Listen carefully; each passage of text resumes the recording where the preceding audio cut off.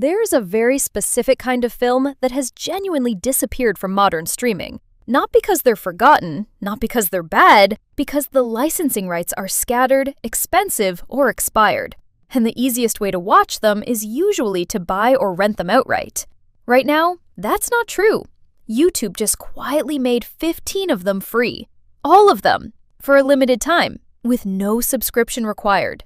A submarine thriller shot almost entirely inside a claustrophobic, sweat-soaked hull that remains one of the most tense war films ever made in any language. A concentration camp seen entirely through the eyes of a child who doesn't understand the fence between him and his new best friend. And a film about the genocide in Rwanda that one man, using nothing but a hotel and his own quiet courage, used to save over 1,000 lives. 15 hard-to-find films. Ranked. Let's go. Number 15. United 93. Let me start with the one that demands the most from you emotionally, because I think it's important you know that going in. September 11th, 2001. 4 flights are hijacked. 3 reach their targets. United 93 is the story of the 4th one, the one where the passengers found out in real time over airphones what had already happened to the other planes, and made a decision.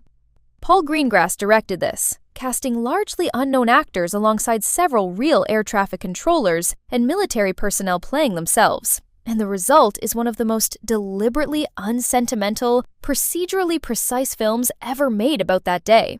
There is no score manipulating your emotions. There is no artificial heroism. Just the specific, terrifying confusion of ordinary people realizing in real time that something has gone catastrophically wrong, and making a decision that changed the outcome for everyone else. This isn't an easy watch. It was never designed to be, but it remains one of the most respectful, unsensationalized recreations of that day ever put on screen, and it's disappeared from most easy-access platforms for years. Number 14. The Negotiator. A skilled Chicago PD hostage negotiator is framed for murder and pension fraud. With nowhere left to turn and no one willing to believe him, he does the one thing that actually works. He takes hostages of his own and demands the department bring in the one negotiator he knows won't be compromised. F. Gary Gray directed this, and the premise alone is a great hook. But what makes it genuinely gripping is watching 2 men who are both experts at the exact same skill try to out-negotiate each other in real time. Samuel L. Jackson plays Danny Roman with controlled desperation, a man whose entire professional identity is built on staying calm under pressure, now forced to use every trick he's ever taught to save his own life. Kevin Spacey plays Chris Sabian, brought in specifically because he has no history with Roman, no reason to be compromised, and no idea yet whether the man across from him is guilty or telling the truth. The dialogue crackles because both actors understand negotiation as chess. Every question is a move. Every answer reveals something you didn't mean to reveal. A tense, star-powered thriller that never got a proper streaming home and has been genuinely difficult to track down for years. Number 13. Thief. A professional safecracker in Chicago has one plan: pull enough jobs to build the life he actually wants. A wife, a house, a kid, then walk away clean forever. Michael Mann's directorial debut, and you can already see the entire aesthetic he'd spend the next 4 decades refining. Neon reflections on wet pavement, a synth score by Tangerine Dream pulsing under every scene, criminals who talk about their work with the precision of surgeons. James Caan plays Frank, with a coiled, exacting intensity, a man who has spent years in prison building a philosophy of complete self-sufficiency, and who is now trying to attach that philosophy to an actual human life for the first time. The vault-cracking sequences were shot using real safe-cracking equipment and real former criminals as consultants, and the patience Mann brings to those scenes, showing the actual mechanical process in detail, is what separates this from every heist film that just wants the explosion. The ending refuses to compromise. Frank's philosophy gets tested completely, and the film doesn't blink. One of the most influential crime films of the 80s that almost nobody outside serious cinephiles has actually seen. Number 12. American Sniper. A Navy SEAL becomes the most lethal sniper in American military history across 4 tours in Iraq. Back home between deployments, he can't fully leave the war behind, and it's not clear the war ever really lets him. Clint Eastwood directed this, and Cooper gained a significant amount of muscle and studied real footage of Kyle extensively to prepare, delivering a performance built on quiet, coiled tension rather than any conventional action hero swagger. The combat sequences are tense and unglamorous, long stretches of watching through a scope, waiting, calculating, living with the weight of every decision made in half a second. This became one of the highest-grossing war films ever made, and one of the most fiercely debated films of its decade. Audiences and critics divided over its politics, its portrayal of Kyle, and what the film is actually arguing about the war it depicts. Whatever your position in that debate, Eastwood's craft and Cooper's performance are not in dispute. This film is frequently only available to rent on major platforms and rarely stays free for long. Watch it now. Number 11. MINARI. A Korean-American family moves from California to rural Arkansas in the 1980s, chasing the father's dream of building a farm that grows Korean vegetables for the growing immigrant community across the South. Isaac Chung wrote and directed this from his own childhood, and it shows in every quiet, specific detail. A grandmother who doesn't bake cookies or act like grandmothers in movies, a father whose pride keeps leading the family toward financial ruin, a young son with a heart condition who isn't allowed to run. Steven Yeun plays the father with a controlled, stubborn hope that the film never fully validates or condemns, and Yuh-jung won the Academy Award for Best Supporting Actress as the grandmother, a performance of tremendous warmth, mischief, and genuine strangeness to her grandchildren, who have grown up entirely American and don't quite know what to make of her. What makes MINARI extraordinary is its refusal to manufacture conflict. The tension comes from something much more universal: the gap between the life someone dreams of building and the life that's actually, stubbornly available to them. Nominated for 6 Academy Awards, including Best Picture, quietly one of the finest American films in years. Number 10. Clue. Mr. Bodies. Is he alive? He's dead. 6 strangers are summoned to a remote mansion by an anonymous invitation. Over dinner, they discover they're all being blackmailed by the same man, and then the blackmailer turns up dead. Based on the board game. Yes, that board game. And somehow, against every reasonable expectation, it works brilliantly. Jonathan Lynn directed this as a farce disguised as a murder mystery, and the ensemble cast commits completely. Tim Curry as the increasingly frantic butler Wadsworth, Madeline Kahn delivering one of the most quoted comedic monologues of the decade with a single word repeated at increasing volume. The film was famously released in theaters with 3 different endings, randomly assigned to different cinemas, so audiences would leave arguing about which one was real. The home video version solved that by including all 3 back-to-back. Wadsworth running through each solution at breakneck pace, each one somehow both completely different and completely plausible. It flopped on release. It has since become one of the most rewatched cult comedies in American film, a movie that gets funnier every single time you watch it, because you're now noticing jokes buried in throwaway lines from the first viewing. Number 9. The Hunt for Red October. A Soviet submarine captain has gone silent, taking his nation's most advanced nuclear submarine off its assigned course. Both American and Soviet fleets are hunting him. Only one CIA analyst suspects the captain isn't planning an attack. He's planning to defect, and he needs someone to figure that out before someone sinks him first. John McTiernan directed this from Tom Clancy's novel, and Sean Connery plays Captain Marco Ramius with commanding, quiet authority. A performance so good, it's easy to forget he's playing a Soviet naval officer rather than the role he was known for. Alec Baldwin plays Jack Ryan in his first outing as the character, an analyst, not a soldier, whose entire value is his ability to read intention rather than pull a trigger. The film trusts that a submarine standoff, told through sonar pings and silent running, and men making educated guesses about an enemy's psychology, can be more tense than any surface-level action sequence. The claustrophobia of submarine warfare, no visibility, no communication, entire battles fought blind based on sound alone, has rarely been captured this well. The film became the first in the Jack Ryan franchise, launching one of the most successful adaptation series in modern thriller cinema. One of the finest Cold War thrillers ever made. Number 8. The Station Agent. A man who happens to have dwarfism inherits an abandoned train depot in rural New Jersey after his only friend dies. He moves there specifically because he wants to be left alone. He is not left alone. Tom McCarthy's directorial debut, and it's one of the gentlest, most quietly observed character studies of the 2000s. Peter Dinklage plays Finn, with a controlled wariness. A man who has spent his entire life being stared at, and has built an entire personality around discouraging conversation before it starts. But the film slowly, patiently introduces him to a hot dog vendor who won't stop talking and a grieving artist who won't stop showing up. And what happens between the three of them isn't a romance, isn't a redemption arc in the traditional sense. It's just three isolated people slowly, reluctantly becoming less isolated. There's no plot twist, no villain.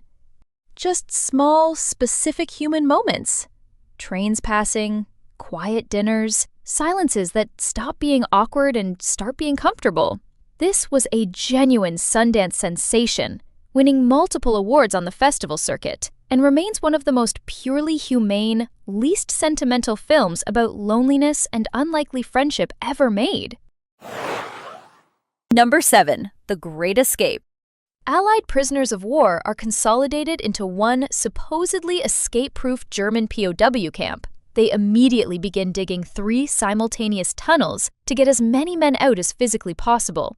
John Sturges directed this true story, with an ensemble cast that includes Steve McQueen, James Garner, and Richard Attenborough, each character assigned a specific escape specialty: tunneling, forging documents, manufacturing civilian clothes from stolen fabric. What makes The Great Escape endure is its patience. Nearly the entire first half is procedure.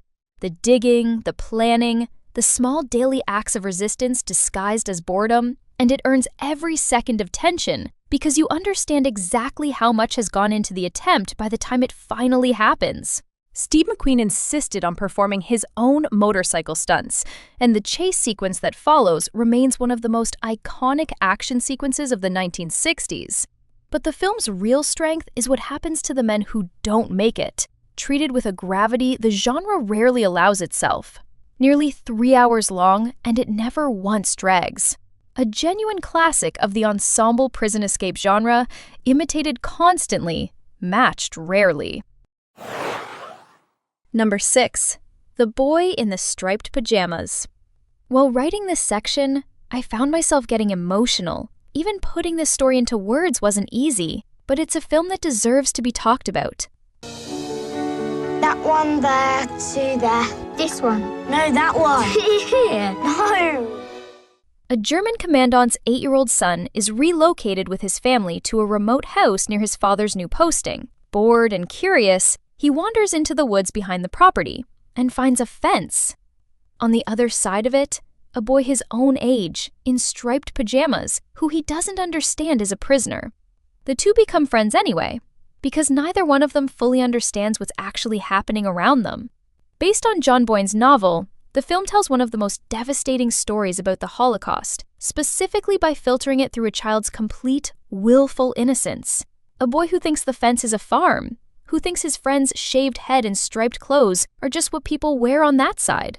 The tension builds slowly and quietly, and the film refuses every opportunity to soften what it's building toward. The final scenes are among the most upsetting in Holocaust cinema, not through graphic violence, but through the horrifying gap between what the audience understands and what the children on screen never get the chance to. This is not an easy watch. It's not supposed to be, but it remains one of the most effective ways this subject has ever been approached on screen. Number 5. The Artist. A silent film star at the peak of his fame refuses to believe that talking pictures are anything more than a fad. The industry disagrees. and a young actress he once helped rises to stardom in exactly the medium he's refusing to adapt to. Michel Hazanavicius made this entire film, nearly 2 hours, as a black-and-white silent film with almost no spoken dialogue in 2011. It shouldn't have worked commercially. It won Best Picture at the Academy Awards. Jean Dujardin plays George Valentin, with an entire performance built on physicality, expression, posture, the specific way a man carries himself when his pride won't let him admit the world has moved past him.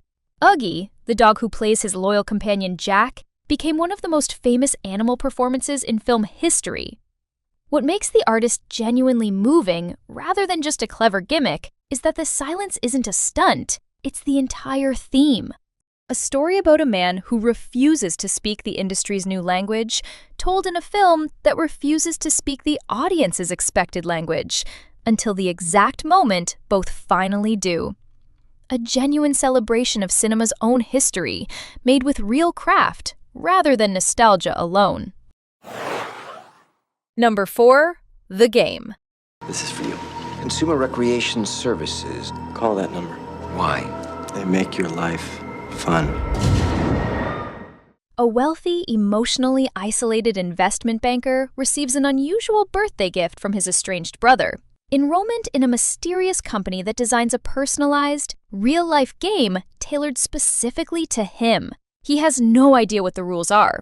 Neither do you. David Fincher directed this immediately after Seven, and it's one of his most underrated films precisely because it commits so completely to disorientation. Michael Douglas plays Nicholas Van Orton, a man whose carefully controlled life starts unraveling in ways that could be an elaborate psychological experiment, or could be something considerably more dangerous. What Fincher does brilliantly is escalate the stakes so gradually that you, like Nicholas, keep recalibrating what you think is actually happening. Every time you settle into a theory, the film pulls it out from under you. The ending is divisive. Some find it a genuine release of tension, others feel it undercuts the darkness the film spent 2 hours building. Either way, it's a film built entirely around the discomfort of not knowing which parts of your life you actually control. One of Fincher's most purely entertaining and divisive films, and genuinely hard to find on streaming. Free right now. Number 3. Dog Day Afternoon. Freeze! Nobody move! Get over there! Okay. A man walks into a Brooklyn bank, intending to rob it in about 10 minutes. The robbery immediately goes wrong. What follows instead is a full afternoon standoff, a crowd of hundreds gathering outside, and a man who never planned to become a folk hero suddenly performing for an audience he never asked for. Sidney Lumet directed this based on a true story, and Al Pacino gives one of the most electric performances of his career as Sonny. Sweating, desperate, and somehow, as the crowd outside begins chanting his name, starting to enjoy the attention, even as everything spirals further out of his control. What makes the film extraordinary is that it refuses to simplify Sonny into either villain or hero. The reason behind the robbery, revealed partway through, recontextualizes everything you've watched, and the film treats it with a compassion that was genuinely radical for 1975. The Attica sequence, entirely improvised by Pacino in the moment, became one of the most quoted scenes in American cinema. Tense, darkly funny, and one of the true classics of American film. Number 2. Das Boot. A German U-boat crew spends months hunting Allied ships in the Atlantic during World War II, and spends most of that time simply trying not to die in the freezing dark, hundreds of feet below the surface, listening to depth charges explode close enough to crack the hull. Wolfgang Petersen built the submarine set to actual scale, rather than allowing extra space for cameras, meaning every shot genuinely captures the claustrophobia of 60 men living for months in a metal tube barely wide enough to pass each other sideways. Jürgen Prochnow plays the captain, with weary, disillusioned command, a man who has stopped believing in the cause and now exists purely to keep his crew alive. The film never asks you to root for Nazi Germany. It asks you to sit with ordinary young men, trapped in impossible metal coffins, following orders from a regime most of them have quietly stopped believing in. The film's uncut version runs over 5 hours in its full television cut, and even the theatrical version remains one of the most sustained, most technically extraordinary depictions of submarine warfare ever committed to film. A genuine masterpiece of war cinema, in any language, from any era. Number 1. Hotel Rwanda.